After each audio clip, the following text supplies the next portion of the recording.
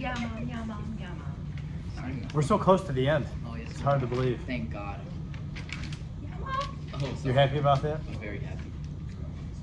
Can't wait to get out of this class. I'm happy too. It's cool. It's cool to do this whole thing, and it's pretty rewarding when we're done. So this is our final lesson. Well, no. Next week, yeah, Monday we have a review quiz.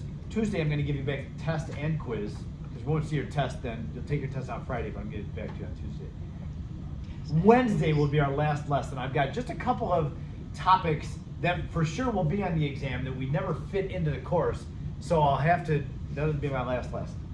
Thursday next week we'll do like a little mock exam, not for a grade, and then Friday, you know what Friday is. The real quiz. Ours in the morning or afternoon? What's Friday's the final exam? Friday? By the way, Friday, Mr. Hevel heard that there was a pep assembly on Yeah, Friday. May 2nd, yeah. You heard that from him too. But we don't know that that's true. They even posted And I'm it. hoping that's They not true. posted it. They did? Yeah, they posted it. Ah, Just more smooth geez. out. Well, ours is the morning exam. Ours Yeah, but Why would we we do go- try to, he and I try to do everything the same. Like, if he gave his students an extra weekend to study for, I don't know. But the reason we want to do it on Friday is so that we can give it back to you on Monday, and just, if you got anything wrong, you can see what you got wrong. We could give it to you on Monday, but that really doesn't help you in any way. I guess maybe it helps you for your grade, having some extra time to study, but Why don't we just do it after the AP? no. Yeah. Yeah. What? Why? After the AP exam. Why? What? Because Do the we exam after the AP exam. want to make sure that Final you exam. study for the AP exam by studying for the final of the class. It's better. The For final what? And besides, you have other AP exams going on. We don't want to. Well, I'll talk to you about. Okay, let's move on. Get to this. Our focus. We were just before lunch talking about sigma bonds and pi bonds. Sigma bonds are always the sharing of electrons between the two nuclei of atoms. Sigma bonds are very localized. Pi bonds are not so localized. They're making this bridge between the two parallel orbitals, and they can be somewhere up there. The electrons can be somewhere up there and somewhere down there. There's just this cloud where the electrons are somewhere in there, above and below. Now this is just one pi bond. If it's a triple bond, you're going to have another one of these things rotated.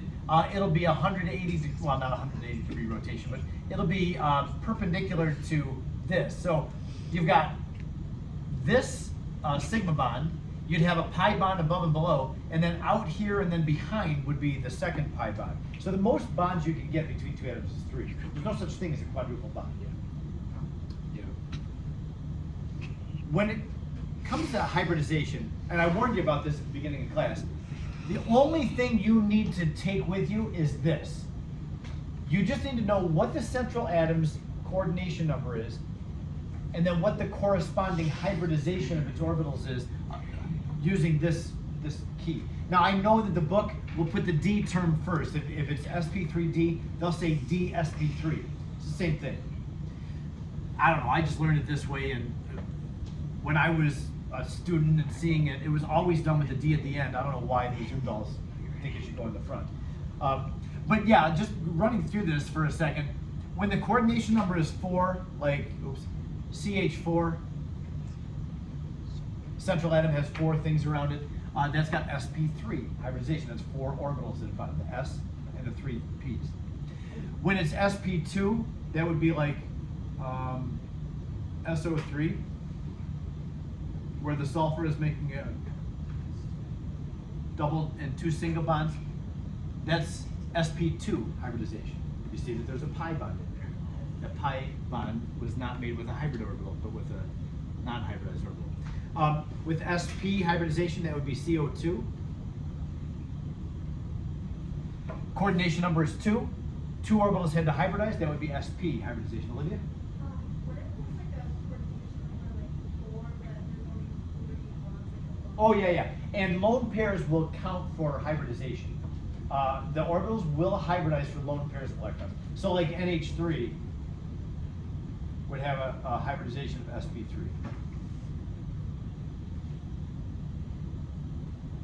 So it would have a coordination number of 4. That means it would qualify here. Okay, whatever the coordination number of the central atom is. Coordination number, remember, is atoms and lone pairs that are attached to it. Copy, thank you for your patience. Doesn't SO3 have double velocity oxygen? When we talk about formal charge, we're going to see that. Yeah, that's next. How does it do that? How does it make like 3 pi bonds and sigma bonds? Yeah, the pi electrons wind up delocalized. They're kind of, they've got this pathway among all of the, because this is a planar molecule, so above and below the plane is all these electron density. Yep, they're not local. Okay, so number 5, coordination number of 5, that's like PCl5. I'm not gonna, you know what PCl5 looks like. When the phosphorus is making 5 different sigma bonds, it needs 5 orbitals to hybridize. The valence shell only has 4 orbitals, the s and the 3 p's. So phosphorus, being a 3rd row element, can use some of its d electron orbitals. So yeah, when you have a coordination number of 5, you need 5 orbitals to hybridize the s, 3 p's, and a d, sp3d. And then a coordination number of 6 would be like sf6. We've seen that several times. sp3d2, coordination number of 6. This is what you need to know. So you may have a question to answer this like this. Give the Lewis structure, shape, hybridization of the S, and how many sigma and pi bonds are present in SO2. Would you take just a moment and answer this question, giving all the things that it asks for?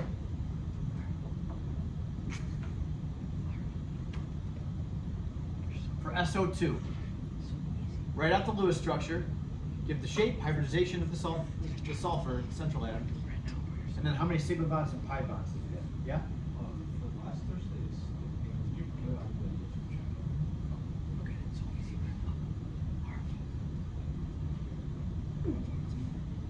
They understand, they talk to me. Fish made fingers.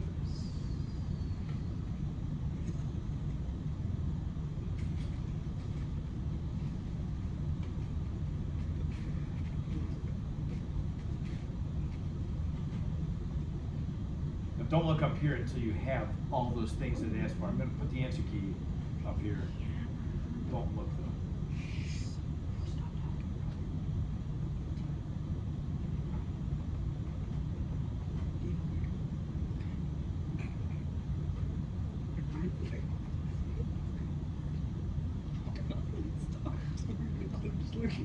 Just look. No, please look. I'm not done yet. No, look at this. I'm not done yet. Are we doing the full divide? The first step is wrong.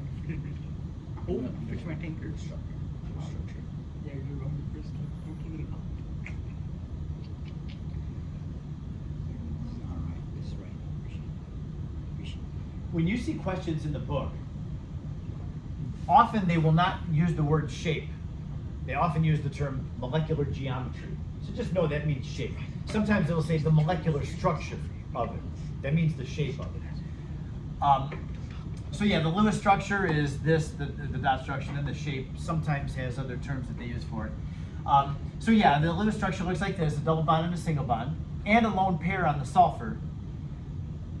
The shape of this thing is bent. The coordination number on the sulfur is 3.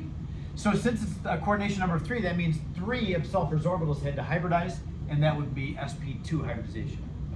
So yeah, the superscript on the P doesn't match up with the coordination number, because remember, the S counts for one of those orbitals. So there's 3 orbitals that had to hybridize. So remember, coordination number is 3. 3 orbitals hybridized. The S and 2 of the P's, that's the hybridization. There's a sigma bond there, and a double bond there, which includes 1 sigma bond. The first bond between 2 atoms is always a sigma bond. Then any additional atoms are pi bonds. So the double bond means there's a pi bond as well. Okay? This is a resonance structure. Does anybody remember bond order? What would the bond order be for this molecule? 1.5. 1.5. 3 over 2. Because that double bond could be over there. So on average, there's 1.5 bonds here and 1.5 bonds here. And again, those pi electrons would be delocalized. They would be among both oxygens. I got one last thing for you in the 16 or so minutes that we have left. And that is jumping over intermolecular attraction. So, just so we make this clear, you've got 3 different chapters that there's homework questions in. Chapter 9 is all about hybridization. SP, SP2, SP3, all that. That's only what chapter 9 questions are going to deal with. Chapter 10, there's some questions in there that deals with intermolecular attraction and the properties of things due to intermolecular attraction.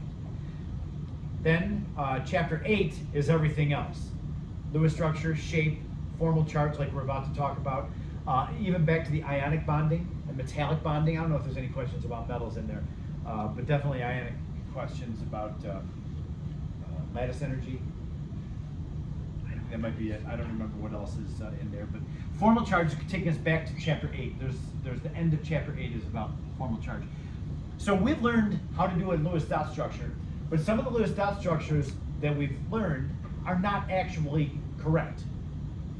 They're correct based on the octet rule, but formal charge is another consideration.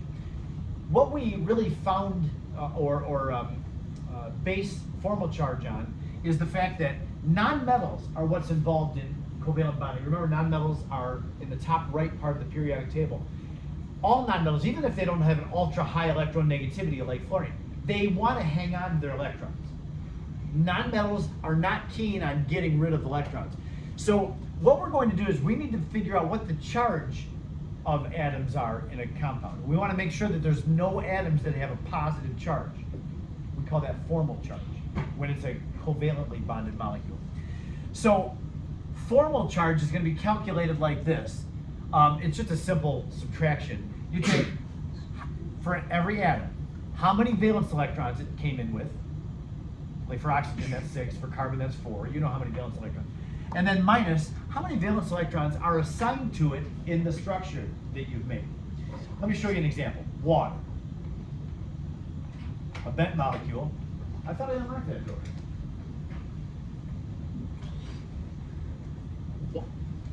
His hands were busy, full of what? Cookies? Oh, Bina, what is wrong? Come on, man. I only have a couple minutes here. Let's go.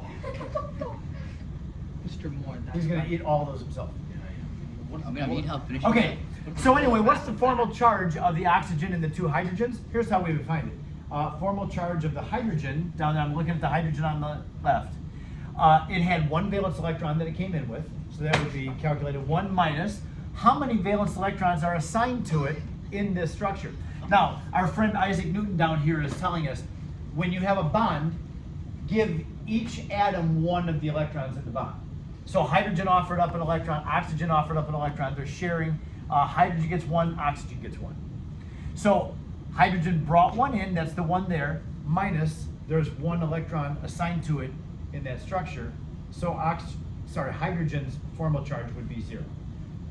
This hydrogen, same thing. It came in with 1 valence electron, and it is assigned 1 electron with that bond. Remember, bonds, you give half the electrons to that atom and half the electrons to that atom in the bond. Yes?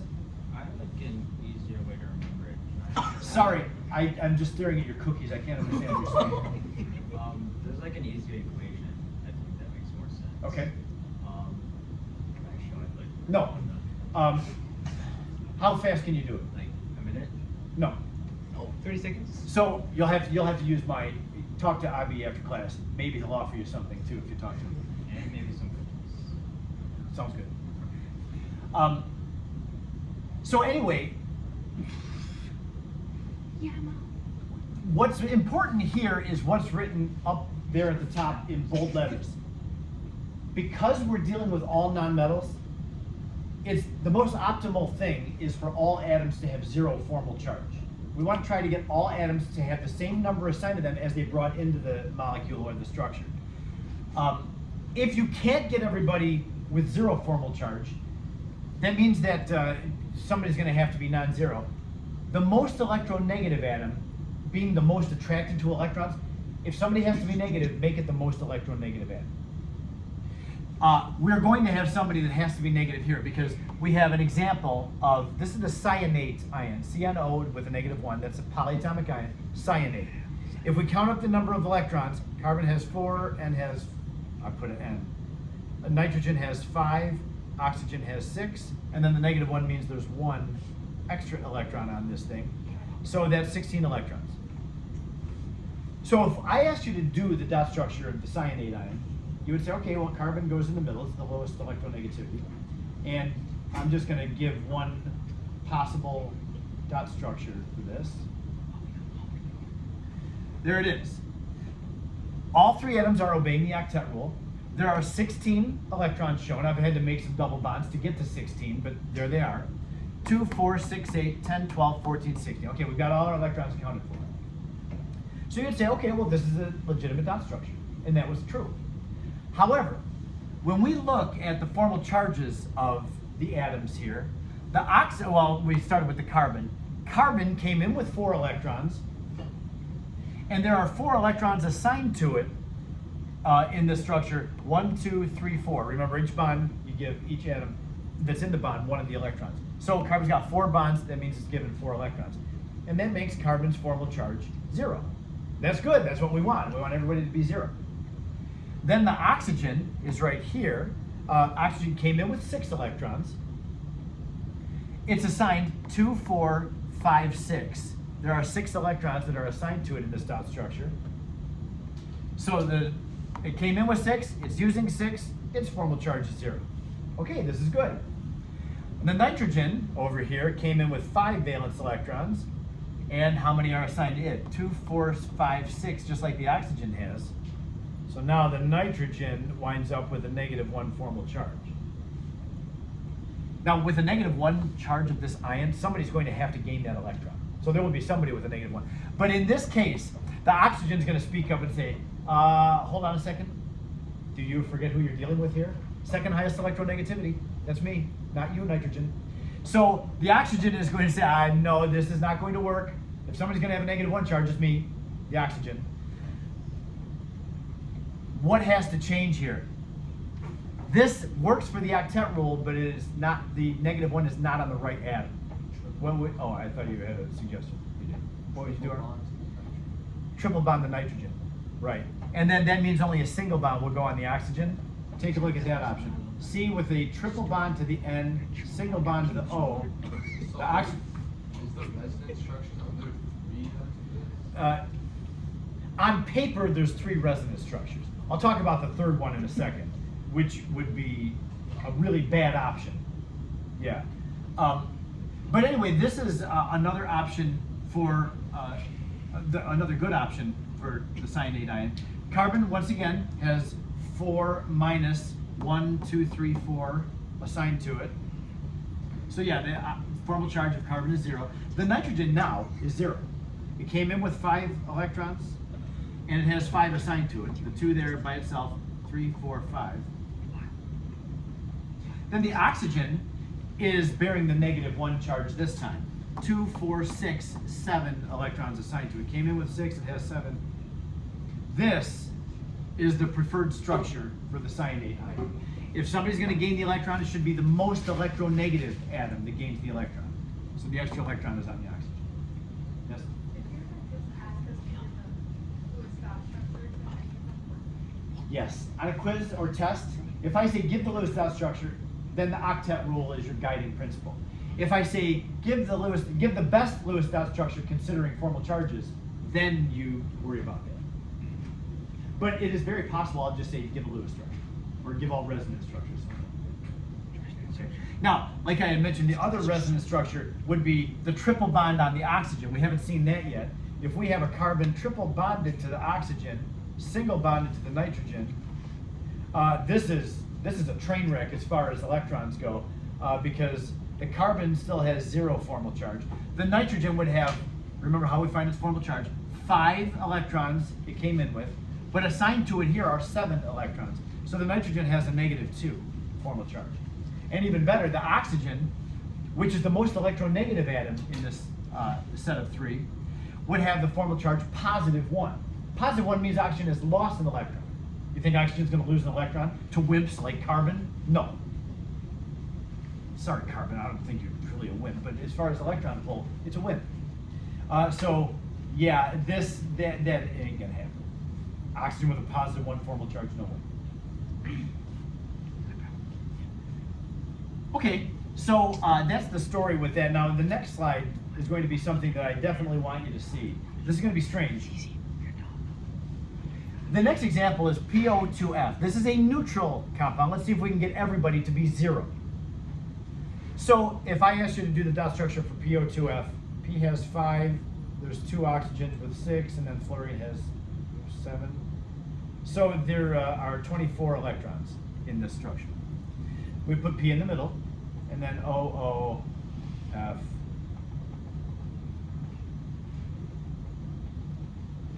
So there's our electrons around. Everybody has an octet of electrons. Count them up and there would be 26 electrons.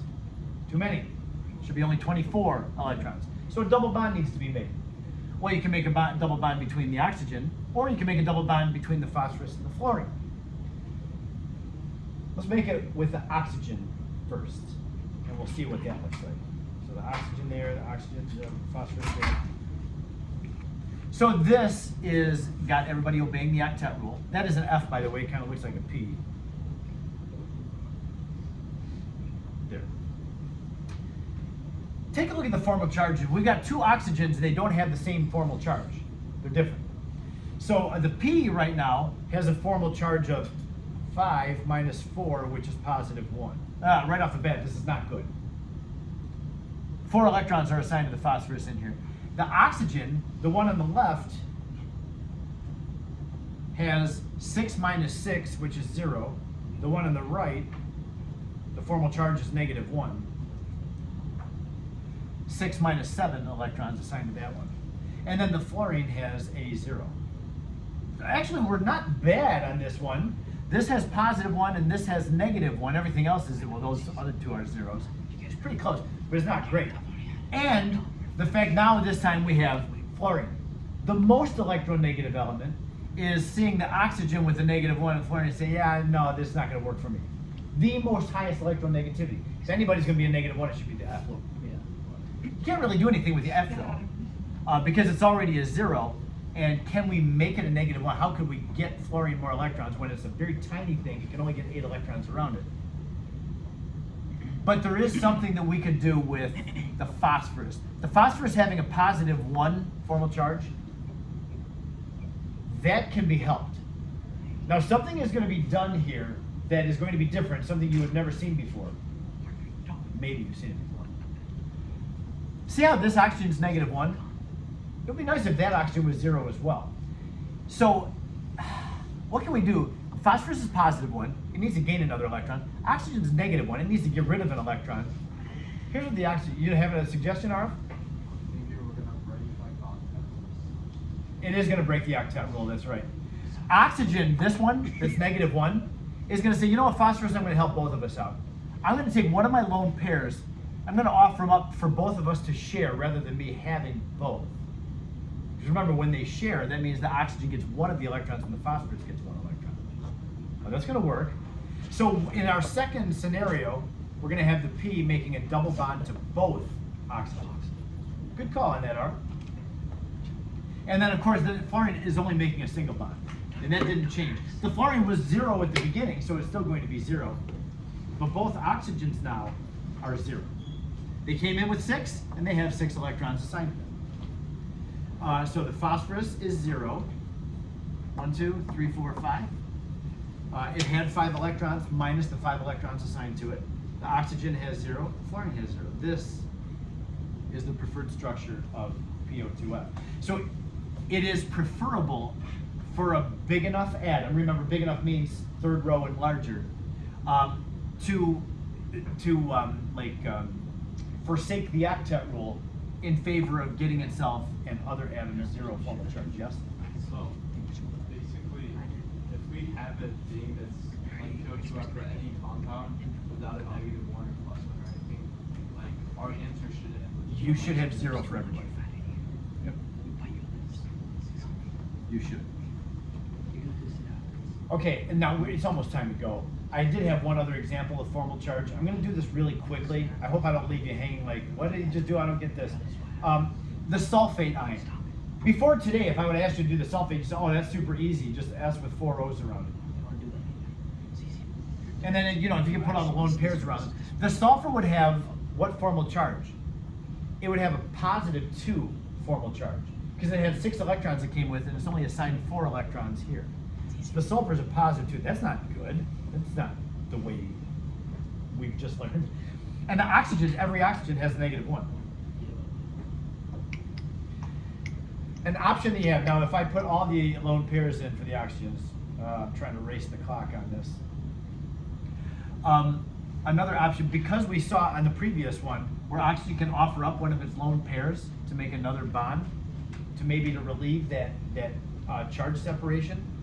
Same thing can happen here. Sulfur's a big enough atom, it's in the third row, so we can get more than 8 electrons around it. It's got 8 here. If 2 of the oxygens, like this oxygen and this oxygen, gave up those lone pairs to share between them, this is a better structure for the sulfate ion. Because now the left and right oxygens have 0 formal charge. The sulfur has 0 formal charge in this one. Came in with 6 electrons, not assigned 6 electrons. So the sulfur is 0, 2 of the oxygens are 0, and then 2 are negative 1. How do we know when we can just like break the rules? As long as your central atom is third row or bigger, you can break the rules. And especially if you can get the formal charges to be 0. And how many, like, what's the max we can add? Is it like It'll be obvious to you. 7? Yeah, like you, this thing has a negative 2 charge, so you know the formal charges have to add up to negative 2. All right, it's time to go. That was fast. I tried to cover it all. Very sorry that now you have a quiz tomorrow.